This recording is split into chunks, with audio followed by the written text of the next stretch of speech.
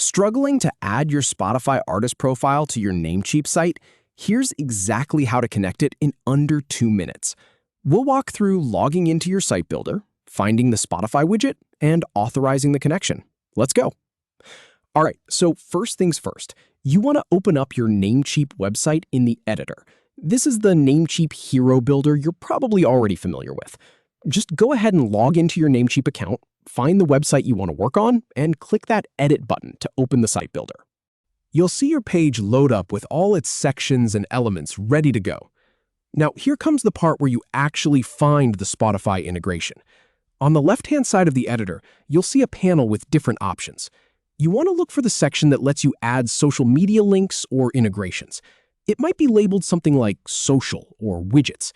Click on that and scroll through until you see the Spotify icon. It's the familiar green and black logo. Once you spot it, you're in the right place. And here's the really important part. Click on that Spotify link or icon. This is going to start the authorization process.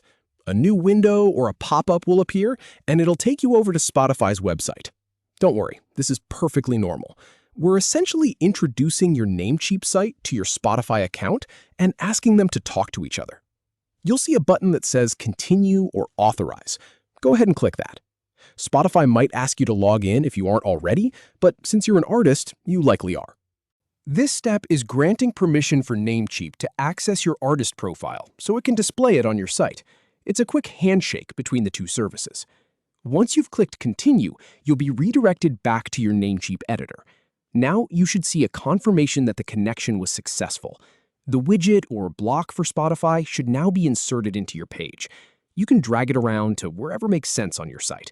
Most people put it near their music player or social media links, right where visitors can spot it easily. Now, pay attention to this one. You can customize how it looks.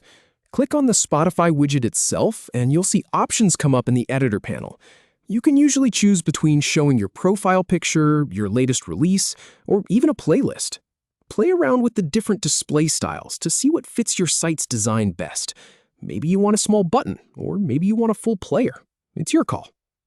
Finally, once you're happy with how it looks, you need to save your changes and publish the site. Look for the Save or Publish button in the top right corner. Click that. The builder will process your changes and make everything live. This might take a moment to process, but once it's done, your site will have that Spotify profile front and center. And that's it. You went from a website without any Spotify presence to having your artist profile displayed seamlessly. Your visitors can now click right through to your Spotify page from your own site. It's clean, it's simple, and it only takes a couple of minutes. Now go show off your music.